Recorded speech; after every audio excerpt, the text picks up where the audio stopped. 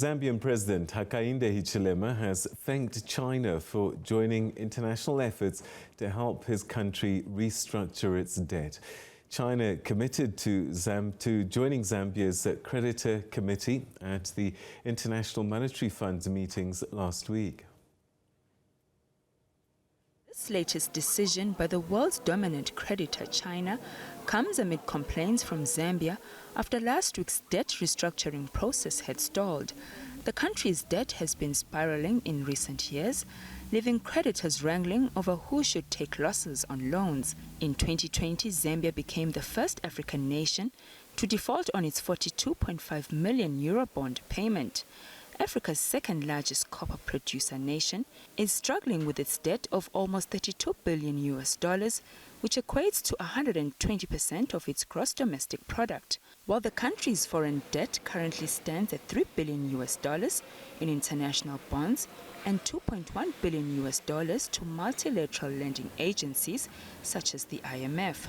Meanwhile, President Hichilema says it has been difficult for his administration to record sustained and inclusive economic growth with the current debt levels, but has hailed the country's debt restructuring program, which has reduced the inflation rate, stabilized the exchange rate, and left the country on a course of reviving the economy in just a period of 8 months.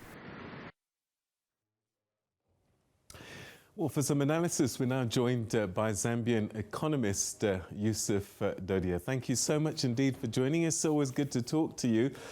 This Zambia debt story, it's been quite an issue.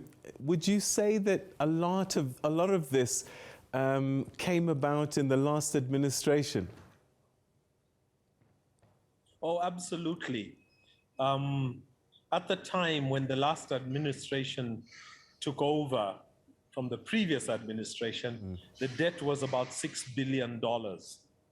So with the last administration, the debt rose from about $6 billion right up to $14.4 billion.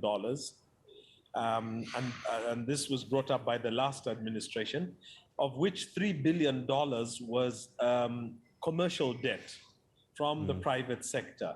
And as you appreciate, commercial debt cannot be written off and cannot be rescheduled because these are debts acquired from institutions that are holding public money in various countries. So Zambia's debt stock at October 2021, when the new government moved into office, was about $14.4 billion. And with the two facilities offered by the IMF, the special drawing rights of $1.3 billion and the new staff level agreement of $1.4 billion, making it $2.7 billion on top of the 14.4, you can see that we're now somewhere around $17.1 billion of debt today. And this has really had an impact on our economy because in 2021, the allocation in the national budget toward debt servicing was 46 billion kwacha, and now in 2022, the allocation to debt servicing is 78 billion kwacha, which is about 45% of the national budget. In other words, 45% of the national budget is going towards debt servicing, which of course starves other areas of economic endeavor from being funded by government resources. So when we are young, we're always taught there's good debt and bad debt. And so the question must be, all of this debt that Zambia accumulated under President Lungu, what did it do? Was it good debt? Did it build the country, infrastructure? What happened to that money? Well, I think that probably a third of the debt over the last 10 years was applied to what you might call good debt, because we built 3 international airports in Zambia. We have a couple of football stadiums, and that's debatable whether football stadiums constitute good debt or bad debt. We also built bridges across the Zambezi River into Botswana to make a very easy transition for trucks bringing goods and taking goods out of Zambia via Botswana. We also invested in the Kafue Gorge Lower Power Station, which is a hydroelectric power station to supplement the electricity generation in Zambia, which, as you know, the whole sub-region has been going through a power crisis in terms of electricity over the last 3 or 4 years, and some even longer. But it's quite clear that a lot of debt went into funding expenditure, and we find ourselves in a debt crisis at the moment, to such an extent that we have to look for outside support. And the IMF came on board to see how they can assist Zambia in restructuring our debt so that we're able to service the debt, but at the same time, be able to grow the economy. And unfortunately, we have to borrow more money because there's a whole lot of economic infrastructure that needs to be developed in order for this country to truly grow and be able to generate revenue, not only to service debt, but also to finance the growth of the economy. All right, so enter Hakainde Hichilema, and he's got a purse that's pretty much empty, a lot of debt. How can countries like China help? What are they actually doing? Are they saying you no longer owe us money, or are they saying you should pay us within 5 years, but now we're going to extend it to 7 and the repayments will be less?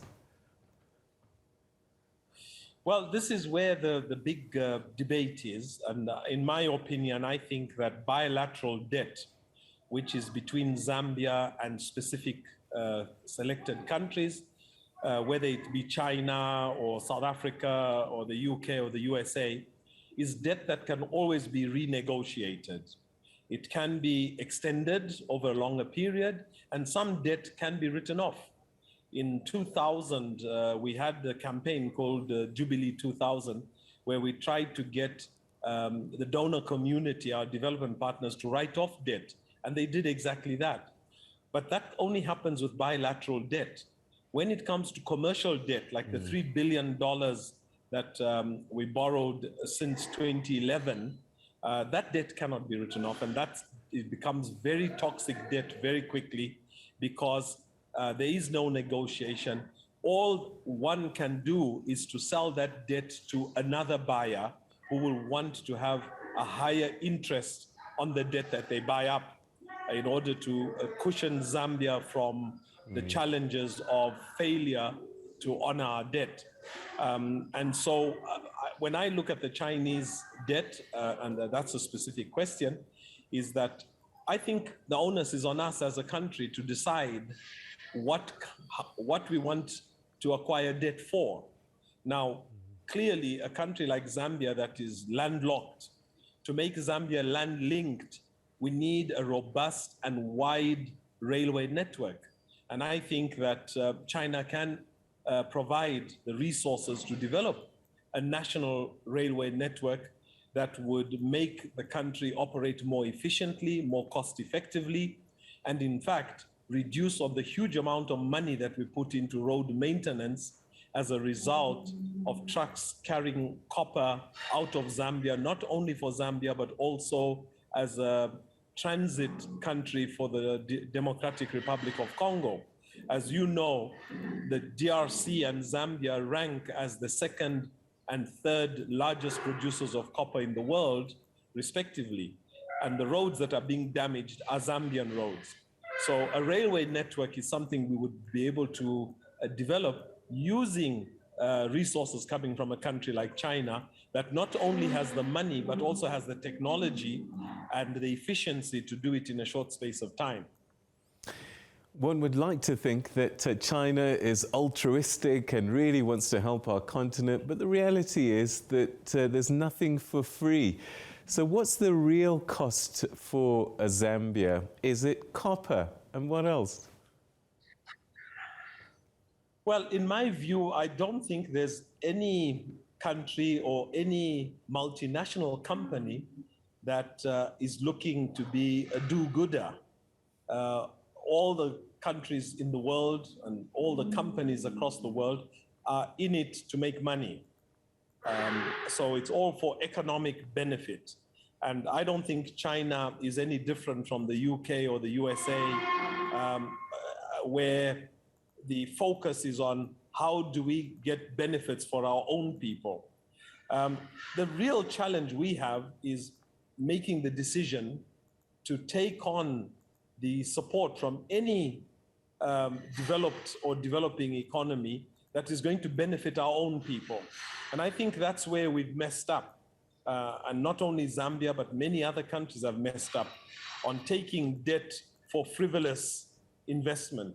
So I don't believe we should be looking at China as a country that is going to resurrect Zambia. I think Zambia will resurrect Zambia, but we can use the resources that come from China and other countries, the European countries as well, to be able to build our economy in such a way that in the long run, the investment we make today in terms of taking debt turns into a revenue generation mechanism of tomorrow.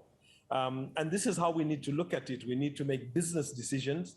We need to make decisions that are not only going to provide results in our lifetime, but maybe in the lifetime of future generations. And I think China offers us that opportunity. It's up to us to be able to make those choices and to make those commitments towards development of our own countries. All right, talking about taking charge of one's own destiny, and I'm going to use an analogy of a family where perhaps a parent takes over the running of the household and he finds that, oh my goodness, we've got so much debt. Two things that they can do. One, create a situation where they make more money, more income coming into the house, and this is what you were talking about.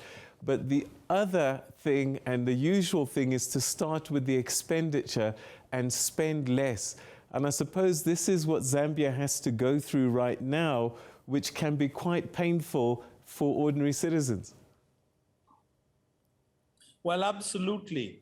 And, it's ironic that countries like Zambia and many other African countries get support from countries like Norway, Sweden, Denmark, Germany.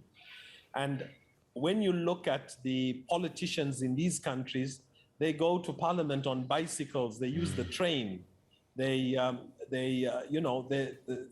when they use cars, they're cost-effective cars. And then the African nations, if you look at the leaders in African nations, they're driving the Toyota Land Cruisers, the Mercedes-Benz 4x4s, the Range Rovers. So clearly, in Africa, we do suffer a certain level of,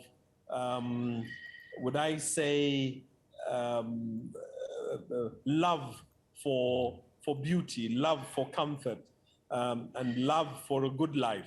And this doesn't work in the modern world.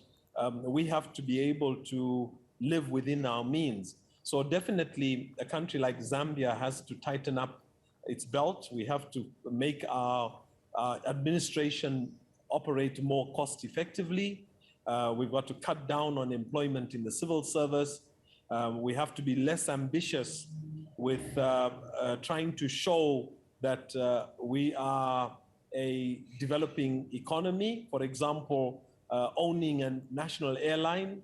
South Africa has been doing it for the last 100 years, and we've had a situation where airlines have had to close down. And so a country like Zambia really cannot afford to run a national airline with a competition with the likes of Emirates and Qatar Air, which are huge investment airlines that small countries like Zambia just cannot compete. So we have to choose very critically what we want to invest in. We have to choose very critically the strategy for developing our economies and our people, and at the same time ensuring that our people can afford a reasonably decent lifestyle during this process. So definitely President Hichilema has got a huge challenge on his shoulders, and he's got to be very smart about it. He's got to be very strategic, and he's got to be very open. So yesterday when he did a press conference, I thought that it was an opportunity for the president to share with the people of Zambia what government was doing, and I think that was very good. And in fact, he's just launched an initiative called the Public-Private Dialogue for Development Forum, at which the president himself is going to chair a dialogue between government and the private sector, at least on an annual basis. We hope it can be done twice a year. So this is something that I think is extremely good. The president has also committed himself to doing a quarterly briefing with the press, like the one he did yesterday. And this is very, very important because it's for a country like Zambia, we all have to be working together, pulling in the same direction for this economy to overcome the debt crisis and look at economic development in the medium and long term. Yusuf, always great talking to you. Your insights always greatly appreciated. Thank you so much. Zikomo Kwambiri. Peter, thank you very much. Mugone buino. It means sleep well. Thank you so much.